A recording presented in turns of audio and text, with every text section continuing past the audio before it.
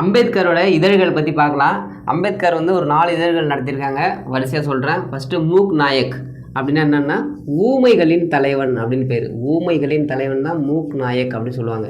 ஊமைகளின் தலைவன் அல்லது நாயகன் அப்படின்னு சொல்லுவாங்க. இந்த பத்திரிகை வந்து 1920 வெளியிட்டிருப்பார்.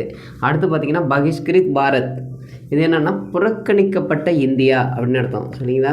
புறக்கணிக்கப்பட்ட இந்தியா அவர் எழுதின பத்திரிக்கை தான். இது எப்போன்னு பார்த்தீங்கன்னா 1927 வெளியிட்டிருப்பார். அடுத்து 3வது பத்திரிக்கை பார்த்திங்கன்னா சமத்துவம். சரிங்களா? அடுத்தது 4வது பத்திரிக்கை பார்த்திங்கன்னா ஜனதா. ஜனதா அப்படின்னா என்னென்னா மக்கள் அப்படின்னு பேர் இந்த பத்திரிகை பேர். இது எப்போ அப்படின்னு பார்த்திங்கன்னா 1930 வெளியிட்டிருப்பார். ஒரு 26 ஆண்டுகள் கழித்து இந்த பத்திரிகையோட பேரை மாற்றிருப்பார்.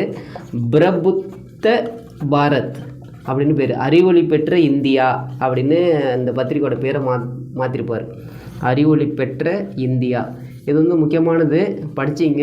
அம்பேத்கரோட இதழ்களில் வச்சு கொஷின் கேட்டாங்கன்னா இந்த கொஷின் கேட்கலாம், வாய்ப்பு இருக்குது. தேங்க்யூ.